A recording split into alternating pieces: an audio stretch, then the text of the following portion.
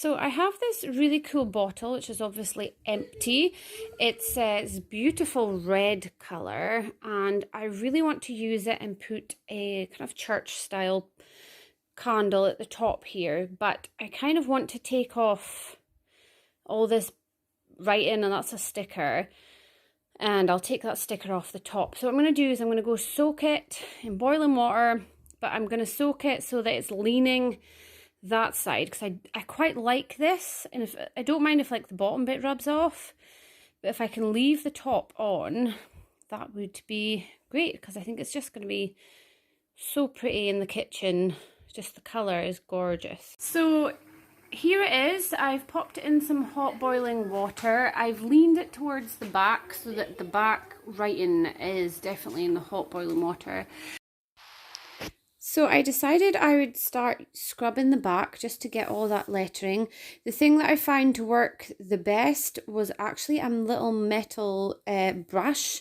They're actual brushes to clean out straws, but because they're metal and I don't know, they seem to have a denser, like a thick kind of brush to it, it actually scrubbed it off really easily. So if you had like a metal scouter, that would probably work too. And to get the stickers off, I actually used a sponge. Now the metal scouter, it did actually take the colour away, but because it was at the back, I wasn't too worried, because you'll be looking at the front so you won't see it. But I didn't realise that it would actually take the colour off the bottle too, but that's okay. I still managed to, because it was just at the back, like I said, it hid really well. I used a sponge to take off the stickers, as that was the easiest kind of method, and it worked better than anything else. And you just give it a clean and it's all good.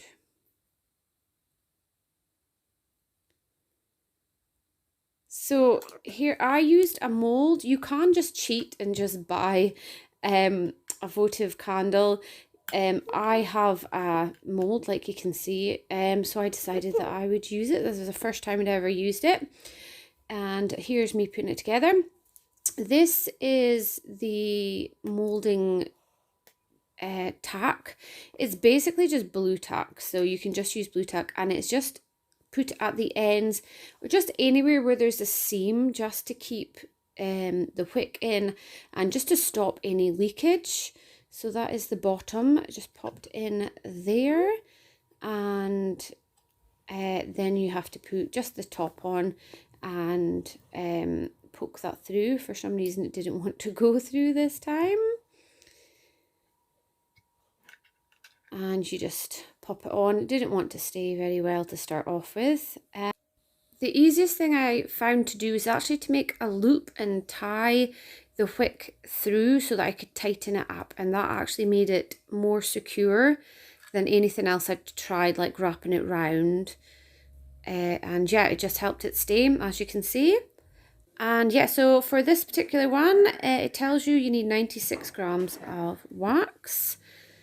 So here's me popping it on my pan. It does hook onto any pan, which is great if you've got gas, but my husband later told me, why didn't you just put it on the hob, because it's metal and would just act like a normal pan. So silly me, I'll do that the next time. And this is stearin. This is the amount of stearin you need. So you need 9 grams for this. And stearin just helps it last longer, and that's a fragrance bar which I added, which was like a jasmine scent. And here it is, all poured in and just waiting to dry. So this is the finished product. It kind of slid right out of there. Very, very cool. This is the base here, which it was sitting on, so it does have a bit of leftover wax there, but that's okay. So now I'm going to add my lovely candle to the bottle over there.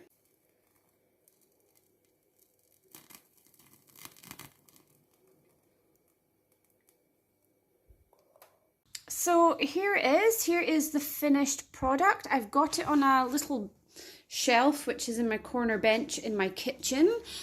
And I just love it. The fact that I made the candle and that the actual gin glass just worked perfectly.